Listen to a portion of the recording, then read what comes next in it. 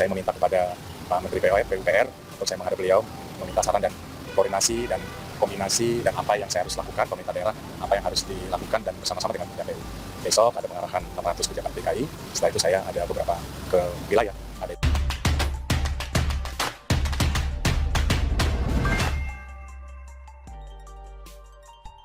Langsung tancap gas. Heru Budi akan bertemu Menteri PUPR saat mengatasi banjir Jakarta. Ditulis oleh Widodo SP dari siwar.com.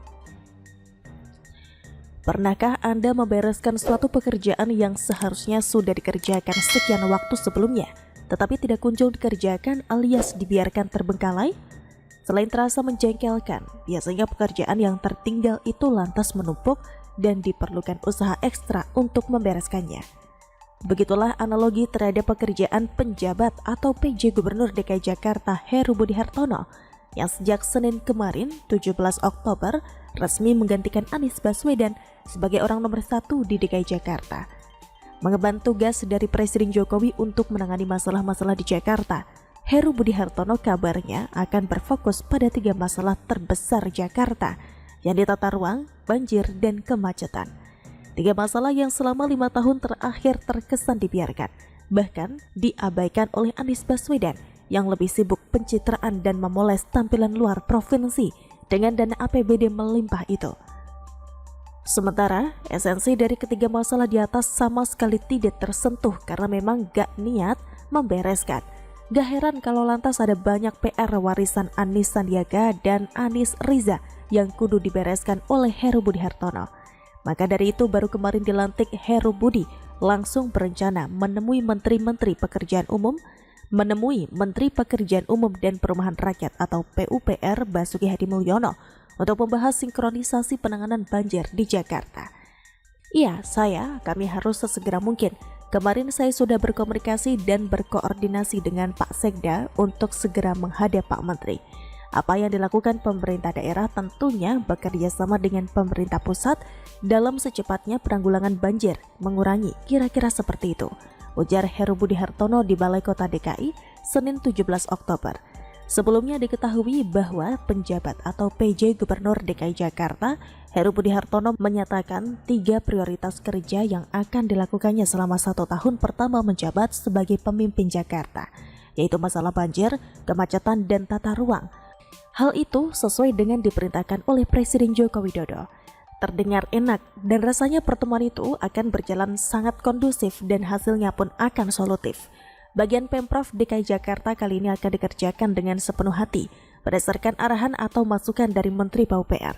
Sedangkan Pak Basuki bersama pasukannya dari PUPR juga bisa langsung tancap gas menangani persoalan banjir. Kali ini pun Pak Basuki juga dijamin gak naik darah karena emosi. Seperti saat dulu mencoba berbaik hati berkoordinasi dengan Anies Baswedan, tapi hasilnya mentok belaka.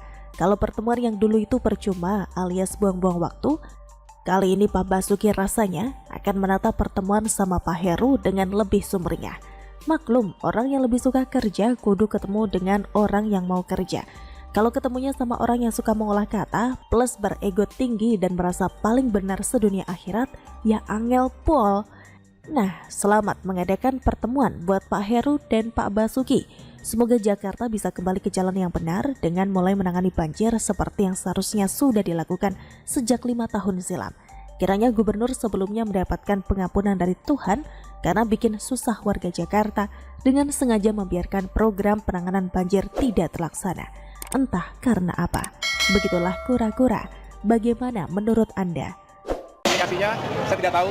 Kita ini sama-sama sedang berikhtiar dan menjemput takdir sebetulnya. Dalam politik segalanya mungkin terjadi. Yang bisa kita lakukan adalah mempersiapkan diri, berikhtiar agar terjadi koalisi perubahan dan tentunya bisa direpresentasi oleh tokoh-tokoh yang memang bisa membawa itu semua.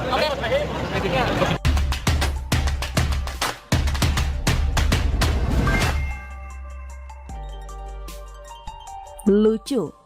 Nasdem yang usung Anies, Partai Demokrat yang sibuk gak jelas, bukti AHY gak laku. Ditulis oleh Ferry Patli dari siwar.com. Nasdem sudah resmi memutuskan akan mengusung Anies pada Pilpres 2024 mendatang. Setelah sebelumnya merekomendasikan 3 nama, yakni Ganjar, Anies, dan Andika Perkasa. Lantas apa yang membuat Nasdem mendukung mantan gubernur DKI itu? Bukankah selama ini Anies sering menghambat kebijakan pemerintah pusat?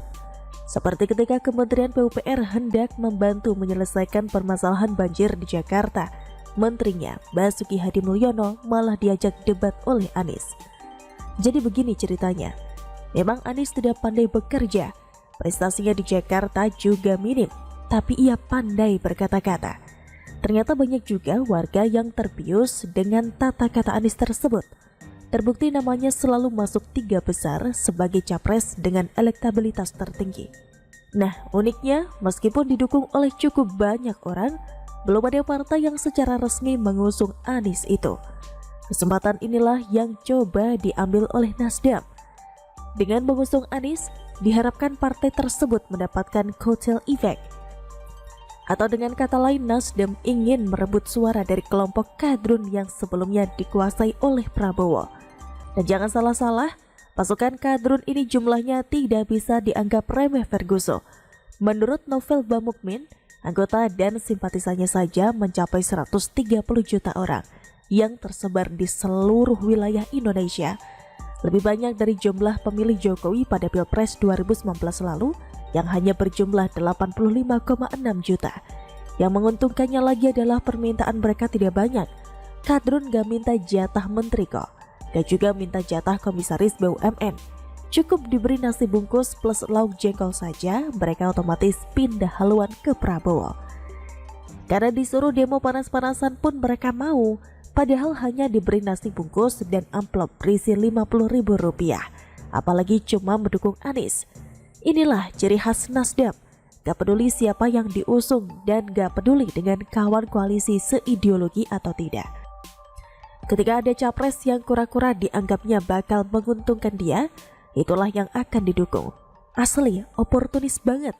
Hanya saja ini yang lucu, Nasdem yang mengusung Anies duluan, Partai Demokrat malah yang paling sibuk gak jelas. Mereka sibuk menjodohkan ketua umumnya, AHY, dengan capres jagoan Nasdem tersebut. Hal ini terlihat dari beberapa pernyataan kader Demokrat berikut ini. Anies dan AHY diharapkan dapat memenuhi harapan masyarakat ke depan. Kedua sosok ini akan komitmen pada perubahan dan perbaikan di semua bidang kehidupan. Karena itu DPC Partai Demokrat Kota Surabaya sangat bersukacita bila Anies AHY dapat berpasangan pada Pilpres 2024. Ujar Ketua DPC Partai Demokrat Kota Surabaya, Lucy Kurniasari. AHY dan Anies memiliki semangat dan cita-cita yang sama untuk perubahan dan perbaikan Indonesia. Karena pertemuan ini, kita punya optimisme untuk Indonesia yang lebih baik dan bermartabat.